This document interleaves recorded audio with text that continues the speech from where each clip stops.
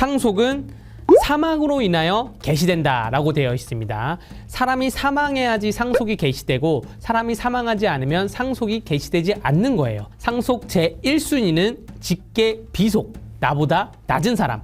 상속 제2순위는 직계 존속, 사망자보다 높은 사람. 상속 제3순위는 사망자의 형제 자매. 상속 제4순위는 반계 혈족. 보통 1, 2, 3순위 안에서 대부분 상속 순위가 종결이 됩니다. 근데 이 순위라는 것이 마치 올림픽에서 잘하면 금메달, 두 번째는 은메달, 3순위는 동메달 이러는 것이 아니라 1순위가 있으면 2, 3순위는 상속을 못 받아요. 직계 비속이 있으면 직계 존속은 상속을 못 받습니다. 또 직계 비속이 없는데 직계 존속이 있으면 형제 자매들은 상속을 못 받습니다. 앞순위권자가 있으면 후순위권자는 상속을 못 받게 되어 있는 것입니다.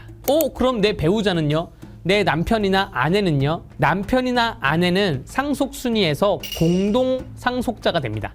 직계 비속과 공동 상속, 직계 존속과 공동 상속이 됩니다. 아내가 있고 자녀가 있으면 1.5 대 1입니다.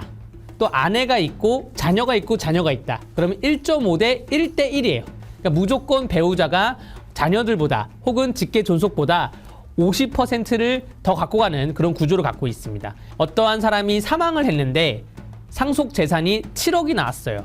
아내 1명, 자녀가 2명이 있을 때는 아내가 1.5, 자녀가 1대 1이기 때문에 이 7억을 갖고 나누면 아내가 3억, 자녀가 각각 2억 이렇게 갖고 가게 됩니다. 절대 발생하지 않습니다. 상속이라는 것은 굉장히 엄격한 법률 체계이기 때문에 법률 혼 혹은 법률 관계가 서류로 입증이 돼야 되는 거예요. 그렇기 때문에 자녀들이 우리 아버지나 어머니의 재혼을 반대하는 자녀들이 많이 있어요. 아버지나 어머니가 재혼을 하게 되면 상속 문제가 복잡해지기 때문에 아버지가 재혼한 그 배우자에게도 50% 이상을 더 드려야 되기 때문에 그래서 법률혼은 체결을 안 하지만 사실혼을 유지를 하다가 본인 건강이 안 좋아지면 유언을 남기죠. 이 정도 상속분은 나랑 오랜 기간 함께 해온 누구에게 준다. 이런 식으로 유언을 남기는 그런 형식을 취하고 있고요.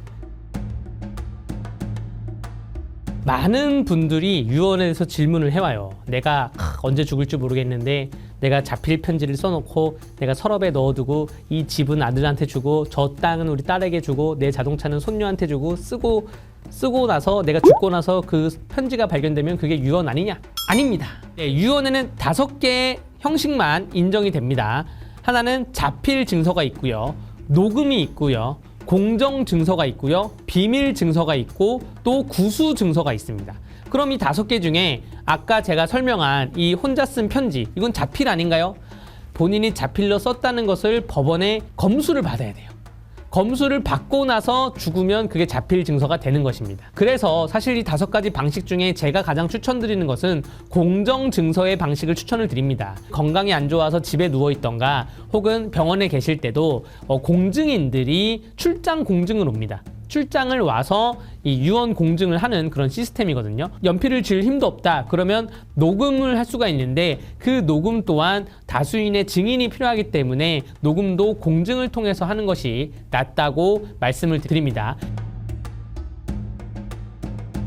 상당한 기간 동안 동거, 간호 혹은 그 밖의 방법으로 이 사망자에 대해서 기여한 것이 있을 경우에 조금 더 기여분을 주겠다라는 것입니다. 아내는 없고 자녀들이 5자녀가 있어요. 그 중에 한 자녀가 유독 이 사망한 본인의 부친이나 모친에 대해서 오랜 기간 동안 같이 모셨고 동거를 했고 또 간호를 했다. 그러면 기여분을 인정해주는 그런 제도입니다. 이렇게 할 경우에는 어떻게 한다라는 산식은 정해져 있지 않지만 대다수 데이터가 축적이 되어 있기 때문에 그 기여한 정도에 따라서 판사가 개별적 구체적으로 판단을 합니다.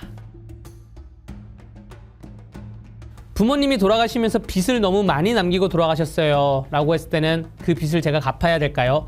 이럴 경우에는 상속 포기 혹은 한정 승인 제도를 이용하면 됩니다. 상속이 개시된 날로부터, 즉 사망한 날로부터 3개월 이내에 상속 포기를 법원에 신청을 한 경우에는 그 채무에 대해서 상속이 되지 않고요. 한정 승인이라 함은 내가 갚을 수 있는 돈은 갚고 대신 빚이 더 많으면 거기에 대해서는 갚지 않겠다. 이런 것을 한정 승인이라고 합니다.